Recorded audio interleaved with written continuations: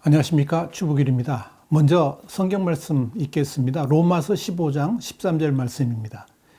소망의 하나님이 모든 기쁨과 평강을 믿음 안에서 너에게 충만하게 하사 성령의 능력으로 소망이 넘치게 하시기를 원하노라.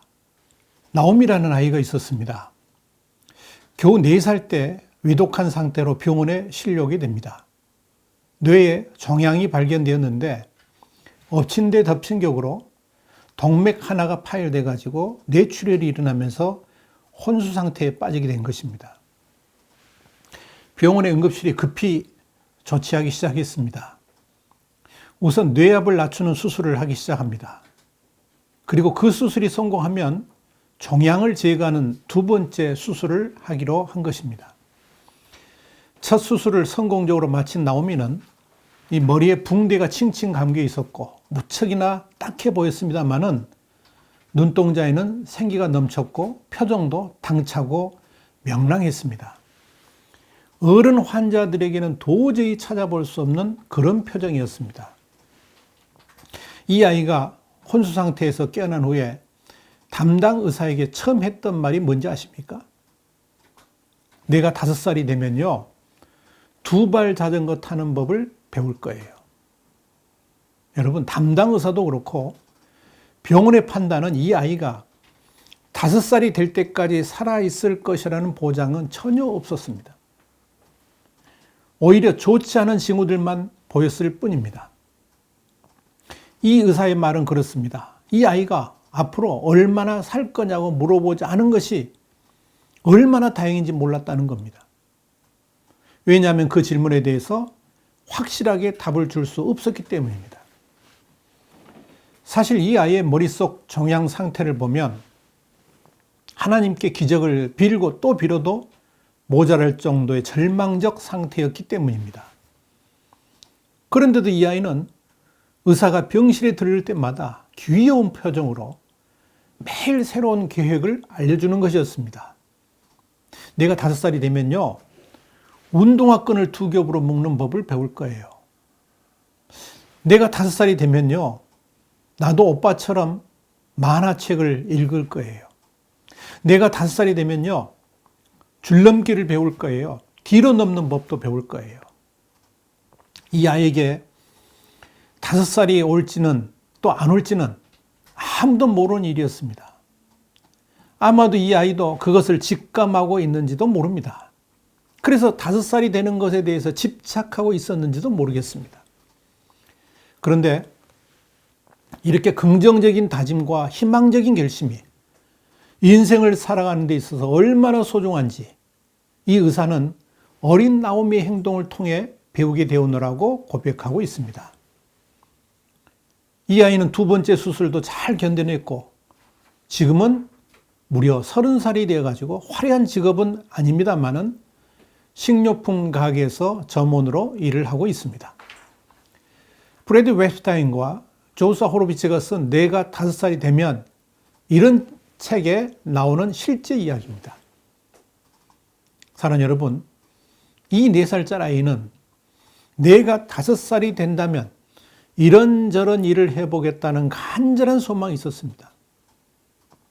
그 소망을 이루기 위해 그 힘든 수술의 고통도 이겨내고 모든 절망을 극복해낼 수 있었습니다.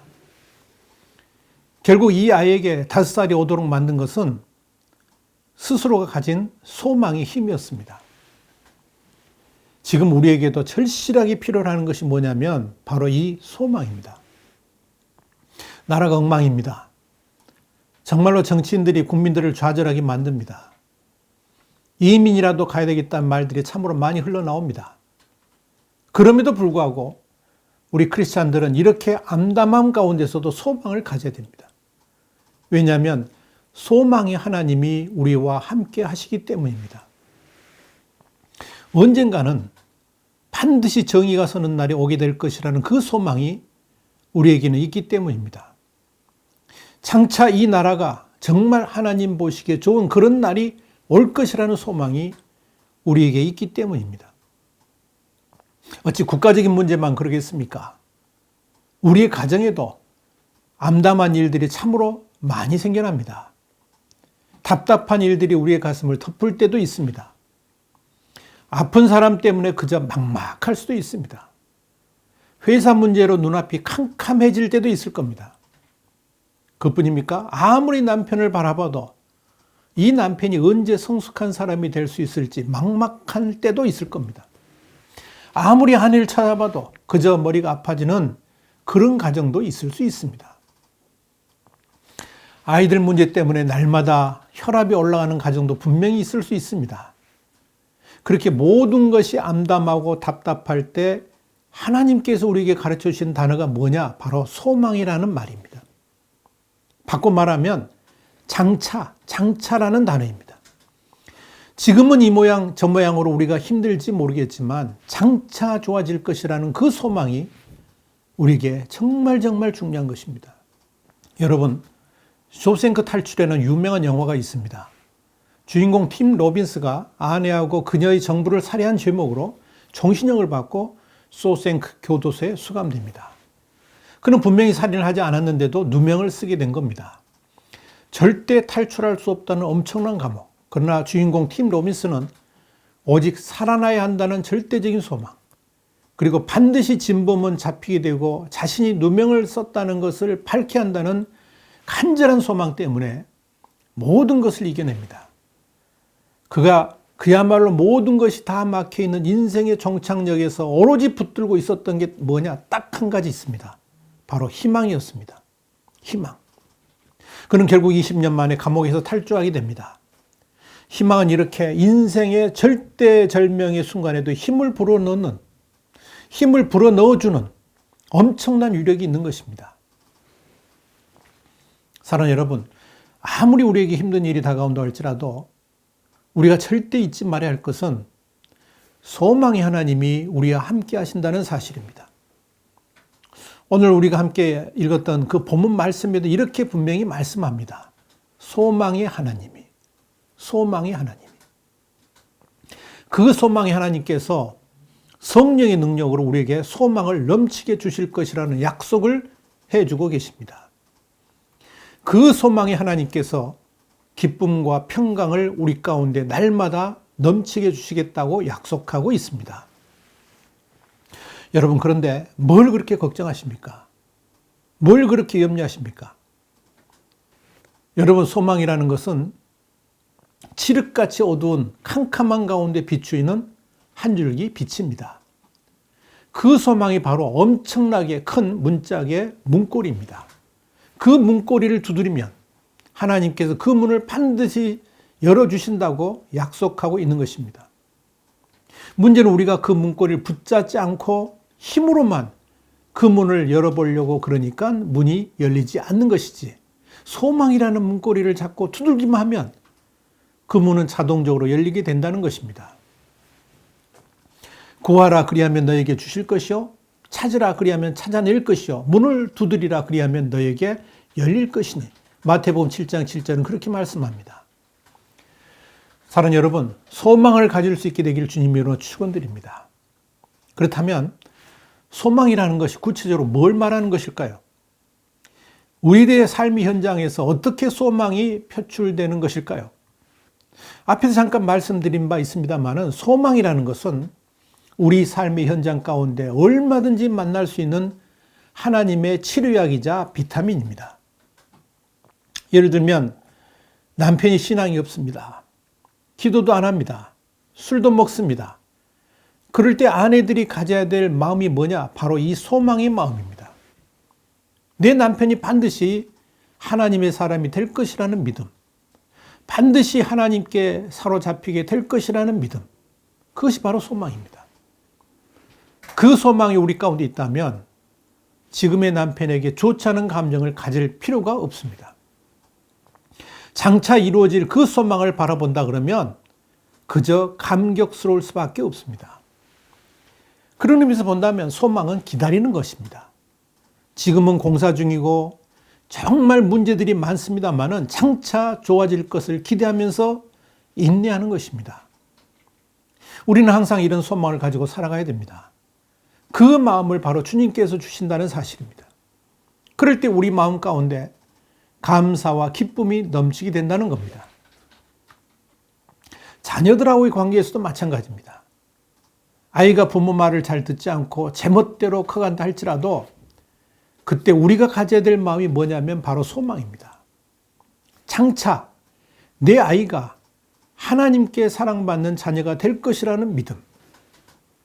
지금은 비록 개망나니 같은 생활을 하지만 그래서 부모 속을 썩이고 있지만 치료의 하나님께서 반드시 내 자녀를 붙들어 주셔가지고 정말 이 나라에, 교회에, 천국에 쓰임받는 자녀가 될 것이라고 분명히 믿는 마음.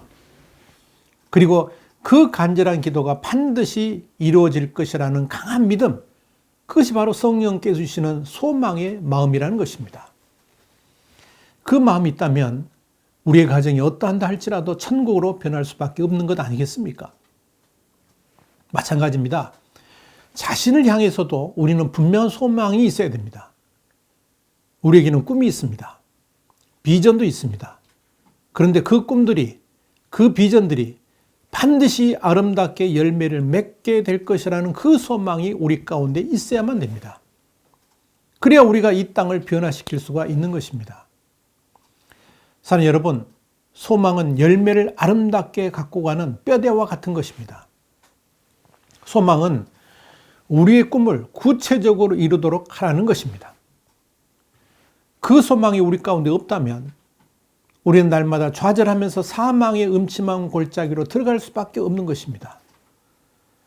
사람들은 장미를 보고 아름답다고 말할 때 그 가시를 보고 그런 말을 하는 것은 아닐 것입니다. 그런데 많은 사람들은 그렇게 크게 보이는 장미는 바라보지 않고 줄기에 작게 솟아있는 가시만을 바라봅니다. 그러면서 그 가시를 보면서 좌절하는 것입니다. 왜 그럴까요? 그 사람에게는 소망이 없기 때문에 그렇습니다. 소망이 있다면 그 가시를 바라보는 게 아니라 장미를 바라보도록 되어 있습니다. 왈소에 있는 유태인 수용소에서 수많은 유태인들이 죽음의 순간을 기다리고 있었습니다. 그들의 절망에 쌓인 얼굴은 이미 송장이나 다름이 없었습니다. 이때 한 청년이 벽에 글을 쓰기 시작했다고 합니다. 빛을 볼 수 없어도 나는 태양을 믿는다. 느끼지 못해도 나는 사랑을 믿는다. 보이진 않으나 나는 하나님을 믿는다. 청년의 글이 벽에 새겨졌을 때 송장 같은 그들의 얼굴이 밝아지고 그 눈동자에서 빛이 보이기 시작했다고 합니다. 이렇게 소망은 죽음 가운데서 빛을 들이어내는 엄청난 힘을 가지고 있는 것입니다. 우리는 안네 프랑크를 잘 알고 있습니다. 네덜란드에서 나치 독일의 게슈타포를 피해가지고 생활했던 13살 소녀 안네 프랑크. 불안에 찬 생활 속에서 이런 고백을 하였다고 합니다. 우리는 세계가 점점 황폐해지는 것을 보고 있었습니다. 우리 자신도 파멸될 알 수 없는 폭풍이 가까워지는 소리를 듣고 있었습니다. 그러나 우리는 하늘을 우러러보며 모든 것이 정상으로 돌아가고 학살도 끝나고 평화와 고요한 세상이 다시 올 것이라고 믿고 있었습니다. 여러분, 우리들은 이 안네 프랑크의 글을 보면서 많은 교훈을 받게 됩니다. 어차피 소망은 하나님으로부터 비롯된다는 사실입니다. 다시 말씀드려서 성령께서 소망의 마음을 넘치게 주시지만 결국 그 소망의 근원도 하나님으로부터 비롯돼야 한다는 것입니다. 여러분, 성경은 이렇게 말씀합니다. 시편 39편 7절 말씀입니다. 주여, 이제 내가 무엇을 바라리요? 나의 소망은 주께 있나이다. 시편 62편 5절 말씀입니다. 나의 영혼아, 잠잠히 하나님만 바라라. 무릇 나의 소망이 그로부터 나오는도다. 시편 71편 5절입니다. 주 여호와여, 주는 나의 소망이시오. 내가 어릴 때부터 신뢰한 이시라. 시편 146편 5절입니다. 야곱의 하나님을 자기의 도움으로 삼으며 여호와 자기 하나님에게 자기의 소망을 두는 자는 복이 있도다. 사랑하는 여러분, 우리가 가져야 될 소망은 세상적인 어떤 것들이 아니라는 것입니다. 큰 집에서 돈을 많이 쓰며 사는 그런 소망이 아니라는 겁니다. 우리 아이가 좋은 직장 들어가서 떵떵거리며 사는 그런 소망이 아니라는 겁니다. 우리가 가져야 될 소망은 어디까지나 하나님께 소망을 두는 것이라야 된다는 것입니다. 그 소망이 하나님으로부터 비롯되어야 된다는 겁니다. 그래야지 우리가 복이 있다고 말씀합니다. 여러분, 세상에 소망을 두고 살아가면 절망뿐입니다. 헛되고 헛된 것들만이 우리를 감쌀 뿐입니다. 돈에다가 명예에다가 소망을 두고 살아간다 그러면 그저 공허만이 우리 가운데 남게 될 겁니다. 돈이 많으면 뭐합니까? 그 마음 가운데 평화가 없다 그러면 돈은 한낱 휴지에 불과할 뿐입니다. 명예가 높으면 뭐합니까? 그 마음 가운데 하나님을 진정으로 사랑하는 마음이 없다 그러면 참으로 불쌍하고도 불쌍한 사람일 뿐입니다. 요즘 그리스도인 가운데서도 보면 그저 명예나 돈, 지위, 영역 등을 추구하는 사람들이 얼마나 많은지 모릅니다. 그러나 그 사람들의 말로가 과연 행복할 수 있을까요? 여러분, 너무너무 어두운 세상이 우리를 감싸고 있습니다. 그럼에도 불구하고 우리가 절망하지 말아야 될 것은 지금 우리에게 주님이 함께 계시고 그 주님께서 소망을 주시고 있다는 이야기입니다. 그렇기 때문에 그런 겁니다. 아무리 캄캄한 어둠이 우리를 감싸한다 할지라도 우리에게는 부활의 믿음이 있기 때문에 어떤 절망 가운데서도 우리는 소망을 가질 수가 있는 것입니다. 욥기 11장 18절을 보면 내가 희망이 있으므로 안전할 것이며 두루 살펴보고 평안히 쉬리라고 말씀합니다. 우리에게 소망이 있다는 것은 그야말로 든든한 하루하루가 이어진다는 것을 의미합니다. 소망이 있으니까 기쁨을 가지고 살아갈 수가 있는 것입니다. 소망이 있으니까 감격 가운데 날마다 하나님을 만날 수가 있는 것입니다. 사랑하는 여러분, 우리가 소망을 가지는 것도 중요한데 또 하나는 소망을 주는 사람으로 사는 것도 아주 중요한 일입니다. 사랑하는 내 남편, 내 아내, 우리의 자녀, 가족들, 그리고 우리 이웃들에게 우리는 소망을 주는 삶을 살아가야만 됩니다. 하나님께서 주시는 그 소망을 우리도 이웃들에게 나눠주고 살아가야 된다는 것입니다. 그래서 저는 많은 사람들에게 비전을 줍니다. 그리고 소망을 붙들고 살아가도록 합니다. 그것이 얼마나 감사한 일인지 모릅니다. 저는 그동안 사역을 해오면서 그들이 소망 가운데 기쁨과 감격을 회복하고 하나님께 충성하는 사람들을 참 많이 봐왔습니다. 그리고 인생의 푯대가 바뀐 사람들도 참 많이 경험을 했습니다. 우리의 말 한마디, 기도 하나가 한 사람이 소망을 되찾게 되고 새로운 인생의 길을 가게 된다는 것이 그 얼마나 기쁜 일입니까? 우리가 전도하는 것도 마찬가지입니다. 복음을 전하는 것 자체가 결국은 새로운 인생의 소망을 갖도록 만드는 엄청나게 중요한 일인 것입니다. 그리고 만나는 사람마다 칭찬과 격려로 소망을 불어넣어 준다는 것은 또 다른 생명을 잉태하고 기르는 너무나도 중요한 사역인 것입니다. 무한한 미래를 사람들의 마음에 심어줌으로 인해 가지고 그 자신의 가능성을 다시 한번 생각하게 되고 그 믿음 속에서 희망, 소망이라는 새싹이 돋아나게 되는 것입니다. 그럴 때 우리는 또 한 사람의 생명을 건지게 되는 것입니다. 유명한 수녀 마대 테레사는 이런 말을 한 적이 있습니다. 우리가 위대한 일을 하는 것은 아닙니다. 다만 위대한 사람으로 조그마한 일을 할 뿐입니다. 여러분, 그 조그마한 일이 뭔지 아십니까? 바로 소망을 주는 일입니다. 그 소망으로 인해서 새로운 인생을 살도록 만들어주는 것입니다. 또 하나 생각해야 될 것은 뭐냐면 소망이 있는 사람들은 살아가는 방식이 다르다는 겁니다. 우선 목적이 이끌어가는 삶을 살아갑니다. 유명한 음악가 차이콥스키의 집 문 앞에는 이런 팻말이 걸려 있었다고 합니다. 방문 시간 월, 화, 오후 3시에 5시, 다른 시간에는 방문을 사절합니다. 누군가가 왜 그런 팻말을 내걸었느냐 그 이유를 물었습니다. 그랬더니 그의 대답이 걸작입니다. 저는 작곡가입니다. 따라서 한가한 대화가 아닌 작곡이 바로 제가 이 세상에 기여할 수 있는 가장 좋은 방법이기 때문입니다.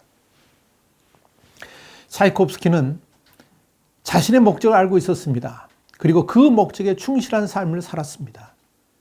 이렇게 소망을 가진 사람들은 성공할 수 있고 성공하는 사람들은 이렇게 목적이 이끌어가는 인생을 살아가게 되는 것입니다. 또 소망을 가진 사람들은 어떤 어려움이 닥치더라도 능히 이겨냅니다. 절망의 시기에 희망의 노뱀을 바라보는 그 사람이 바로 소망을 가진 사람일 것입니다. 그래서 절대 소망을 잃어버리지 않고 다시 시작할 수 있는 것입니다. 그렇기 때문에 오늘의 고통이 문제가 되질 않는 것입니다. 히브리서 6장 19절은 이렇게 말합니다. 우리가 이 소망을 가지고 있는 것은 영혼의 닷 같아서 튼튼하고 견고하여 휘장 안에 들어가나니. 여러분, 아무리 어려운 일이 닥칠지라도 소망이 있으면 이겨낼 수 있다는 것입니다. 이 세상에서 가장 절망적인 순간은 다름 아니라 소망을 잃어버린 것입니다. 그렇기 때문에 소망이 있는 사람들은 자신의 어려움을 극복하면서 이웃 사람에게도 많은 유익을 주게 됩니다. 왜냐하면 그 사람에게는 믿음이 있기 때문입니다. 뿐만 아닙니다. 소망이 있는 사람들은 절대 지체하지 않습니다. 무슨 일이든 그 소망을 이루기 위해서 지금 시작합니다. 그러니까 당연히 긍정적인 사람이 됩니다. 그 소망이 우리 가운데 있기 때문입니다. 그렇기 때문에 소망이 있는 사람들은 꿈을 현실로 만들어갈 수가 있는 것입니다. 여러분, 요한복음 15장 7절의 말씀을 기억하시기 바랍니다. 너희가 내 안에 거하고 내 말이 너희 안에 거하면 무엇이든지 원하는 대로 구하라. 그리하면 이루리라. 그리고 잊지 말아야 할 것이 하나 더 있습니다.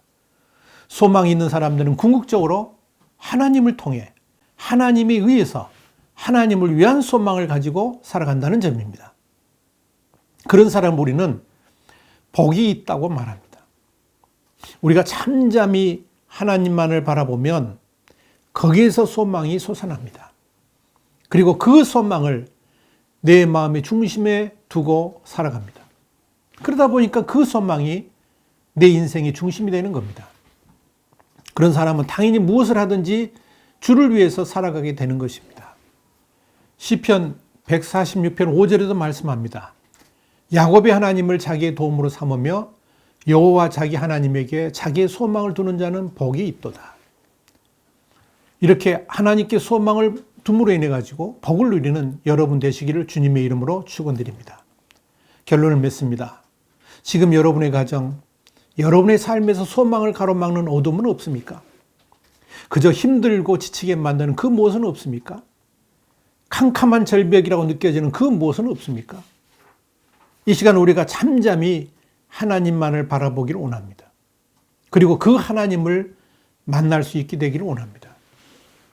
소망이 없다면 우리 앞날은 캄캄한 절벽뿐입니다. 분명한 것은 앞이 캄캄하다고 생각할 때 하나님께서는 그 문을 열라라고 말씀하신다는 사실입니다. 아무리 희망이 없다고 생각되는 그 시간에, 그 시점에 주님은 모든 것을 준비하고 기다리십니다. 사방이 어두워질 때 주님을 바라보면서 캄캄한 그곳의 문을 여시기를 바랍니다.